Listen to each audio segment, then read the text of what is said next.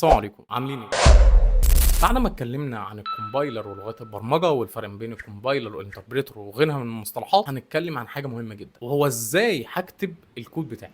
هل هكتبه في نوت باد على سبيل المثال ولا هكتبه في وورد؟ لا، هقول لك ان احنا عندنا في البرمجه خيارين. اول خيار اسمه التكست اديتور، وتاني حاجه هي الاي دي. خلينا نتكلم عن كل نوع ونشرح تفاصيل. اول حاجه التكست اديتور. التكست اديتور ما هو الا مكان بتكتب فيه الاكواد بتاعتك، وظيفته الوحيده ان انت تكتب الكود وبعد كده الكود ده يرن، ما بيساعدكش في اي حاجه. حرفيا هو بيقول لك مصطلح اتعلم العوم بنفسك، لا بيعمل اوتو كومبليت، لا بيساعدك في عمليات الديباجنج واكتشاف الاخطاء، ولا اي حاجه من الكلام ده. خلينا نتكلم عن الخيار الثاني اللي هو الاي دي اي. اي دي اي هو اختصار لانتجريتد ديفلوبمنت انفايرمنت، يعني هو بيوفر لك بيئه برمجيه متكامله فيها كل حاجه. بيساعدك في الاوتو كومبليت، يعني بيكمل لك السطور البرمجيه، بيساعدك في عمليه الديباجنج واكتشاف الاخطاء وغيرها من المميزات، وممكن انت تضيف له بلجنز كتير فيساعدك بشكل اكتر واكتر. في الكورس بتاعنا هنشتغل على اي دي اي اسمه فيجوال ستوديو كود. ليه اخترنا فيجوال ستوديو كود على وجه التحديد؟ لان فيجوال ستوديو كود شغال في حاجات كتير جدا، يعني تقدر انت تشتغل بيه في مجال الويب، تقدر تشتغل فيه في مجال الاندرويد، فهيبقى تجهيز ليك فيما بعد ما تتعلم الاساسيات ان انت تشتغل على اي مجال من المجالات.